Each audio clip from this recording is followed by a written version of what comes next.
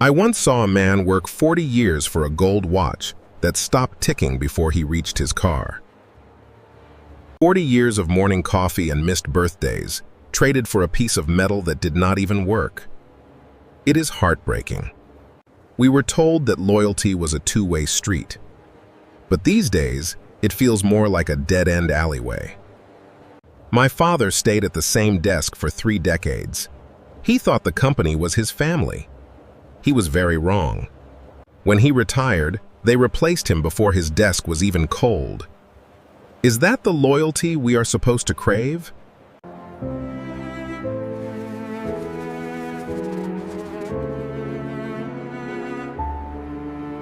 Today, staying at a job for more than 2 years is seen as a risk.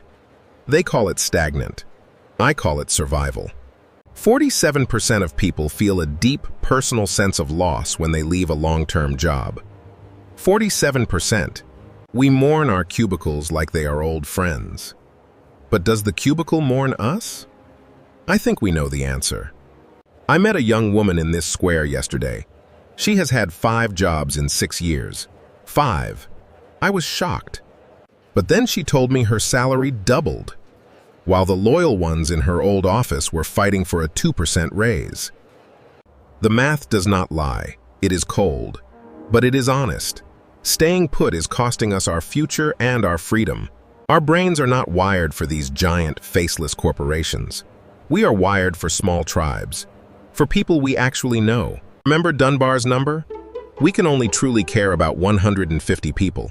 Your company has 10,000. You are invisible. Why do we give our best years to a logo that will delete our email access the second we are no longer useful?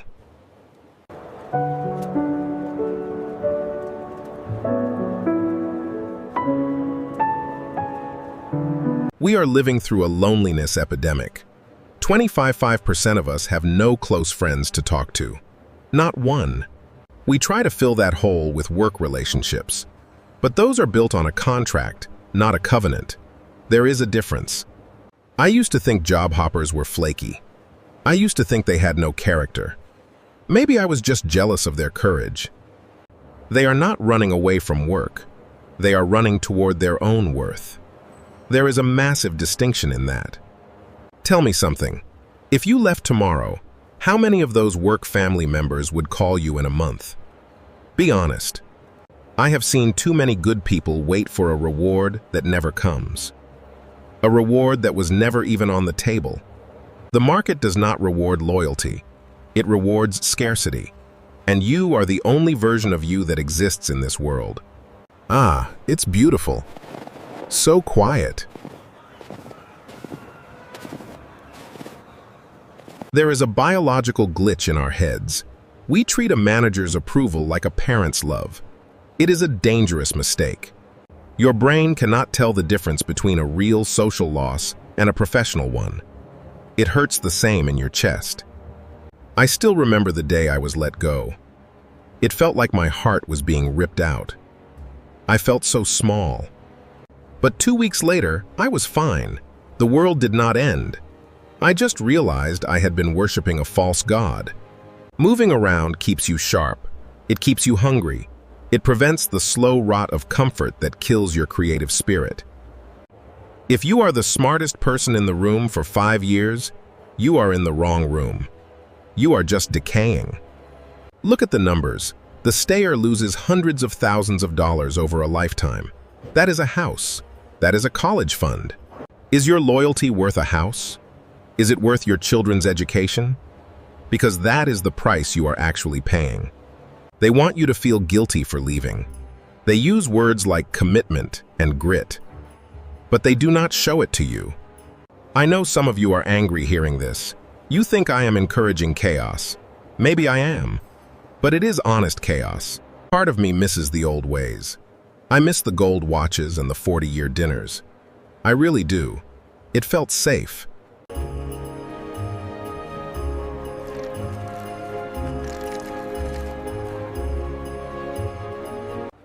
But we cannot live in a world that no longer exists. We have to play the game that is on the field tonight. I worry that we are losing the ability to truly belong anywhere. We are all just tourists in our own lives now. What happens to a society where no one stays? Where every connection has an expiration date? I do not know the answer. We are trading depth for breadth. We are trading roots for wings.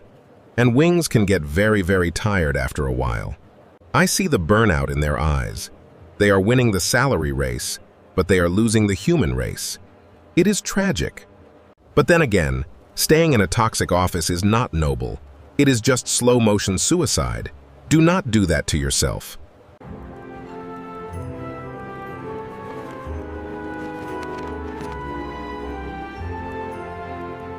I wrote down a quote once.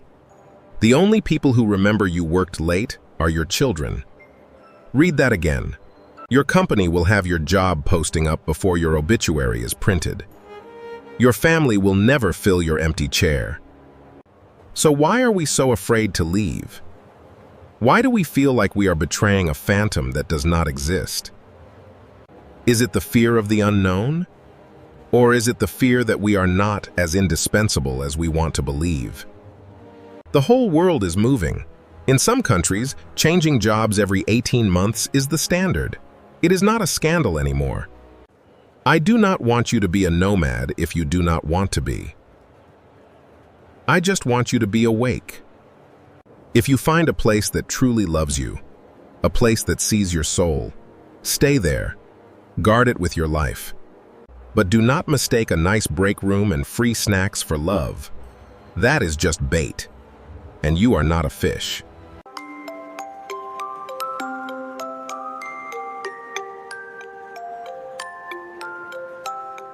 The death of loyalty is not a tragedy of the workers. It is a tragedy of the institutions that stopped caring first. They broke the contract. They stopped the pensions. They started the layoffs. We are just reacting to the fire they started. You owe them your work. You owe them your focus. But you do not owe them your future. That belongs to you.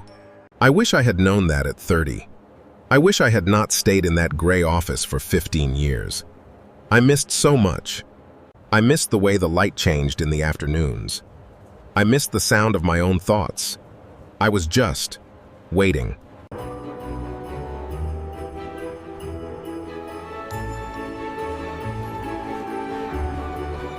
Your career is like this snowflake.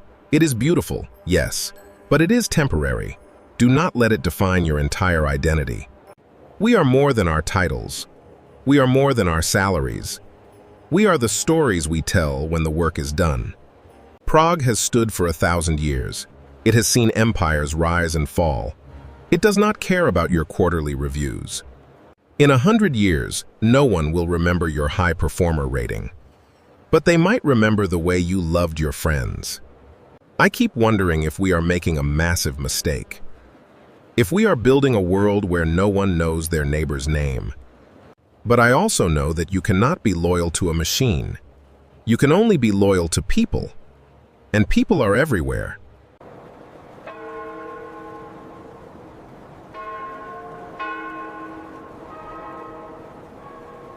If you are thinking about leaving, if you feel that itch in your soul, maybe it is time to listen to it. Do not leave because you are angry. Leave because you are ready for the next version of yourself to be born. Life is too short to be a footnote in someone else's business plan. You deserve to be the lead in your own story. The gate is open. It has always been open. We just convinced ourselves that we needed permission to walk through it. Be a job hopper. Be a nomad. Be whatever you need to be to stay alive inside. Do not let them dim your light. Walking. The snow is cold, but the air is clear. And for the first time in a long time, I am not late. What would you tell your children about work? Would you tell them to be loyal? Or would you tell them to be free? I keep hoping we will find a middle ground, a place where we can be both. But maybe that is just an old man's dream.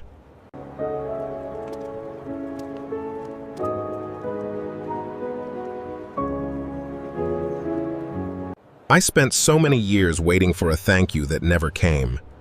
Do not wait as long as I did. Please. We are all just passing through.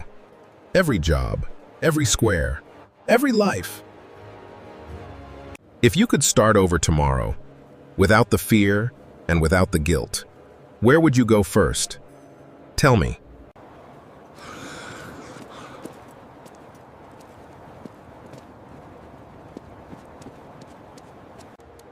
And I wonder, are you still waiting for the watch?